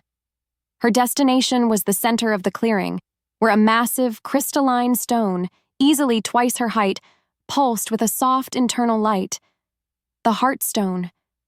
And waiting for her there, drawing power from the stone with every breath, was her brother. He looked different, his body twisted and augmented by the dark magic he had consumed. He was taller, his features sharper, and the shadows clung to him like a royal cloak. "Sister," Corvus greeted her, his voice a smooth, mocking purr. "You're looking radiant. Death becomes you." The need for answers, for understanding, was a raw ache in her chest. "Why?" she asked, her voice filled with the sorrow of 1,000 betrayals. "We were family. Why destroy everything?" Corvus laughed, a sound devoid of all humor. "Family?" he sneered. "Family is what a weak alpha like our father called his cage. He was content to hide his power, to let our divine lineage wither and die in obscurity. He praised your gentle healing magic, your connection to the light, while he scorned my ambition." His eyes narrowed, the jealousy of a lifetime burning in their depths. "He saw me as a threat. But you were his perfect, precious daughter of the moon. I am not destroying the world, little sister. I am taking what is rightfully mine, the power he was too afraid to claim." His pain, his twisted sense of being wronged, was a tragedy. But it was a tragedy he had chosen, and one he would drown the world in. There was nothing left to say. The time for words was over. Their duel began. It was a spectacular, terrifying display of creation versus corruption. Corvus wielded the shadows, the stolen life force, like a weapon. He threw bolts of black energy that sizzled through the air. He raised the corpses of fallen wolves to fight for him, their eyes glowing with his foul magic. Linda countered with the pure, divine light of her ancestry. She summoned shields of shimmering golden energy. She unleashed waves of power that turned his undead minions to dust. She healed the allied warriors from afar with pulses of benevolent light. But as she fought her brother, she felt the tide of the battle outside turning. Kael's forces were brave, but they were outnumbered and outmatched. Corvus's followers fought with a mindless fanaticism, fueled by a power that wasn't their own. Corvus saw it too. He saw an opening. With a triumphant, cruel smile, he gathered a massive ball of writhing black energy, a concentration of pure despair and death. And he didn't throw it at Linda. He hurled it across the battlefield, directly at Kael. Kael was engaged with 3 of Corvus's lieutenants, a whirlwind of deadly grace. He saw the attack coming, a black meteor of pure annihilation. He had a split second to choose: dodge the blow and let the warriors behind him perish, or stand his ground. It wasn't a choice. With a final, defiant roar, he braced himself, becoming a living shield for his men. The dark magic hit him with the force of an avalanche. His armor shattered. His body was thrown backward, a mortal wound tearing through his chest. He collapsed in a heap, his golden eyes full of shock and agony beginning to fade. Linda felt it through the bond. His life force, once a blazing sun, plummeted, its light flickering like a dying candle. The pain was a physical agony, a phantom blade plunging into her own chest, and it brought her to her knees with a choked scream. Corvus laughed, his victory absolute. "You see, sister?" he gloated, his voice echoing in the sudden lull of the battle. "Love is a weakness. Now you will watch him die, and then you will join him." Linda looked from the triumphant, monstrous face of her brother to her dying mate, and a terrible, beautiful, and absolute resolve filled her. She knew what she had to do. She knew the price of victory, and she was willing to pay it. Chapter 22. A soul for a soul. The world held its breath. The chaotic symphony of battle died into a stunned, ringing silence. Every eye, wolf, ally, and enemy, was fixed on the tableau at the Heartstone. Kael, their mighty alpha, was dying, a gaping, mortal wound in his chest. Corvus, a newly crowned god of shadow, stood triumphant, his laughter echoing in the sudden quiet. And Linda, the woman who had returned from death itself, was on her knees, her face a mask of incandescent grief. But as she looked from her dying mate to her gloating brother, the grief in her golden eyes burned away, replaced by a terrifying, beautiful, and absolute resolve. She rose to her feet, not with the fluid grace of a warrior, but with the slow, deliberate dignity of a queen ascending her throne. She did not look at her brother. Her entire universe, her entire being, was focused on Kael, on the flickering candle of his life force she could feel through their bond. She knew with a certainty that transcended magic and prophecy what she had to do. She had been a pawn, a prophecy, a sacrifice. Now she would be a creator. She would unmake fate and forge a new one with her own two hands. With a calmness that chilled the very air around her, she turned her back on her brother and placed her palms flat against the cold, crystalline surface of the Heartstone. The massive stone pulsed, ready to receive a command. Corvus watched, a flicker of confusion on his face. He expected an attack, a final, futile blast of divine light. He did not expect this. Linda closed her eyes and reached inward, gathering every last drop of her power. The divine spark of the first daughter, the ancient magic of her witch mother, the raw, untamed spirit of her own wolf.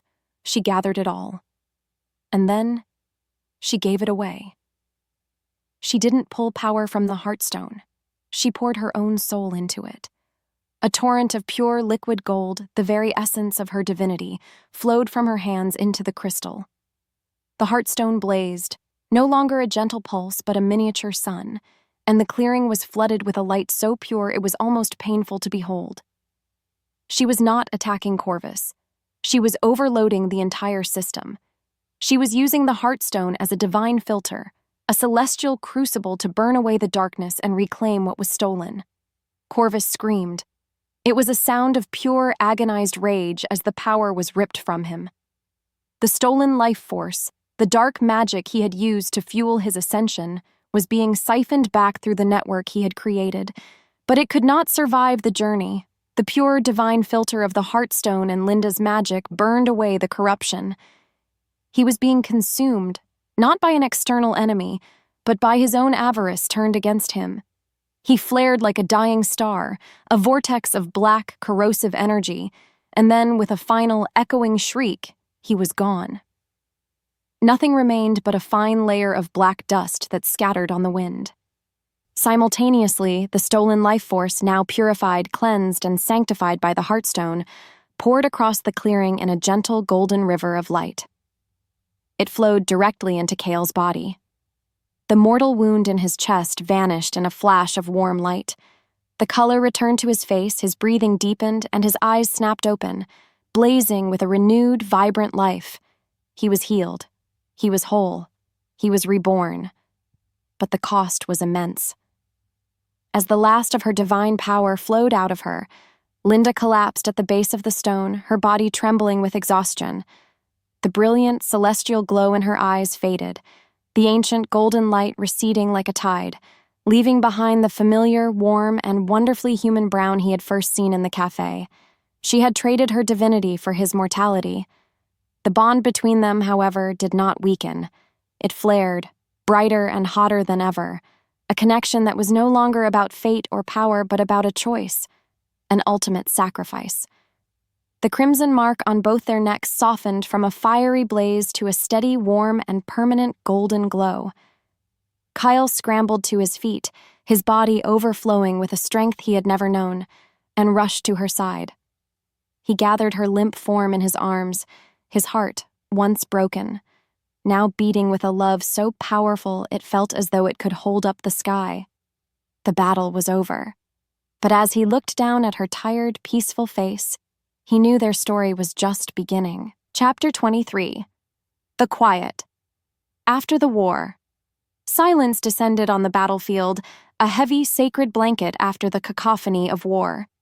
The followers of Corvus, their dark master turned to dust and their magical enhancements vanished, dropped their weapons in surrender or fled into the woods, their mindless fanaticism broken. The survivors of the allied packs, battered, bleeding but alive, slowly rose to their feet. They looked at the Heartstone, now pulsing with a gentle, clean light. They looked at the empty space where the dark Alpha King had stood. And they looked at Kael, holding the woman who had saved them all, and a collective, reverent awe fell over them. The hours that followed were a blur of quiet, necessary tasks. There was no victory celebration, only the somber work of tending to the wounded and honoring the dead, and at the forefront of it all was Linda. Though drained of her celestial power, her innate magic a mere whisper of what it had been, she was still a healer. With Kael constantly at her side, a silent, devoted guardian, she moved through the makeshift infirmary. Her touch was no longer a blinding flash of divine light. It was a warm, gentle, and deeply human comfort. She cleaned wounds, she set bones, she offered quiet words of solace. She was not a distant goddess or a feared prophecy anymore. She was a Luna, moving among her people with a grace and compassion that healed more than just their physical wounds. Later that day, as the sun began to set, the surviving alphas of the allied packs approached Kael. They did not see an exile. They did not see the disgraced leader of a rival pack. They saw the wolf who had united them, the commander who had led them in an impossible fight, the mate of the woman who had saved their world. One by one, they bowed their heads, not in submission, but in a profound, heartfelt gesture of respect and fealty. "You are our Alpha King now," the oldest of them declared, his voice rough with emotion. "Not by birthright or conquest, but by merit and sacrifice. We follow you, and we follow your Luna." Kael looked at Linda, and he knew his pack was no longer just the Northern Moon. It was all of them. A new, united nation forged in the crucible of battle. As if summoned by the thought, Liora appeared. She walked toward them, her steps light, her face serene.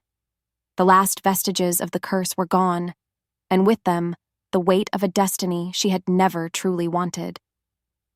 She looked at Kael and Linda, at the way they stood together, two perfect interlocking pieces of the same soul, and she smiled. It was a genuine, radiant smile, free of all sorrow and jealousy. "I am so happy for you both," she said, and her sincerity was a gift. "The pack will need a true Luna to guide them." She then looked at Kael, her expression peaceful. "But my path is my own now. I am not a Luna anymore. I am just Liora. And for the first time in my life, I am free to find out who that is." The moment was a quiet, gentle release, a final closing of a chapter, freeing all three of them from the ghosts of a duty that no longer existed. With the immediate chaos settling, Kael finally turned all of his attention to Linda. The weight of his new title, Alpha King, felt heavy on his shoulders, but it was nothing compared to the overwhelming weight of his love for her. He looked at her, truly looked at her. The faint smudge of dirt on her cheek, the exhaustion in her warm brown eyes, the incredible strength in her quiet spirit. He cupped her face in his hands, his voice a low, rough whisper full of a raw, desperate truth. "You weren't my second chance, Linda," he said, his golden eyes shining with unshed tears. "You were my only one, my only chance at any of this making sense." The confession, so simple and so profound, hung in the quiet air, a promise of the life that was waiting for them, a life they had earned. Chapter 24. Just a choice, weeks bled into a month. The world, scarred but not broken, began to heal. Under Kael's quiet, steady leadership, the newly united packs started to rebuild, not just their homes, but a foundation of trust that had been shattered for generations. He was a good king, a wise leader, a respected alpha. But the heartstone of his new kingdom was missing, because Linda was not there. The gentle, familiar chime of a small bell broke the morning quiet. The scent of freshly ground espresso and baked cinnamon filled the air. Linda Ravenhart wiped down the polished surface of a marble countertop, her movements calm and rhythmic. She was back. Back in her small café, the daily grind. The broken door had been replaced, the shattered window repaired. It was once again her sanctuary, a quiet island of normalcy in a sea of impossible memories. She had needed to come back here, to this place where her entire world had been torn apart and then remade. She needed to stand in this room to smell the coffee, to feel the worn wood under her feet, and remember who she was. Not a prophecy, not a goddess, not a Luna. Just Linda. The bell chimed again. Her heart didn't leap, it settled. She knew who it was without even looking up. Kael filled the doorway, a mountain of a man who somehow managed not to block out all the light. He wasn't wearing the leather armor of an alpha or the ceremonial furs of a king. He was in a simple pair of jeans and a soft gray Henley that stretched across his broad chest. He looked for all the world like a man who had just stopped in for a cup of coffee. But the quiet, immense power was still there, a gentle hum beneath his skin, and his golden eyes, full of a soft, patient love, were only for her. He didn't speak at first. He just took in the sight of her, in her element, looking peaceful and whole. He walked slowly to the counter, his gaze sweeping over the familiar, cozy details of the little shop where his life had been saved in more ways than one. He finally stopped in front of her, the marble counter the only thing separating them. "I spent the last few weeks setting up a council," he said, his voice a low, gentle rumble. "Gunnar is the head. The other alphas have representatives. They can govern. They can keep the peace." He was telling her that the world would not fall apart without him, that he had made sure of it. He had done it all so he could be standing here, in this moment. He did it so he could offer her a choice, a real one, with no lives hanging in the balance, no prophecies hanging over their heads. He reached across the counter and took her hand. It was the hand that had wiped down 1,000 tables, the hand that had held his heart together when it was breaking. He brought it to his lips and pressed a soft, reverent kiss to her knuckles. His eyes flickered to the golden mark on her neck, no longer a brand of fate, but a warm, glowing testament to their journey. "No more fate," he whispered, his voice thick with an emotion so deep it was an ocean. "No more destiny. No more marks that decide for us."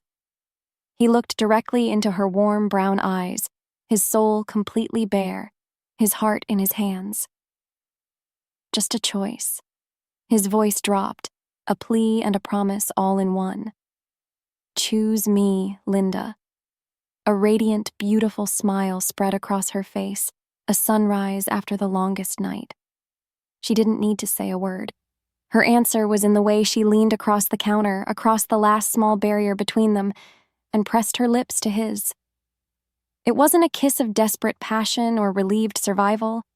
It was a kiss of quiet certainty, of homecoming, of a love that had been tested by gods and monsters and had emerged not just intact, but perfected.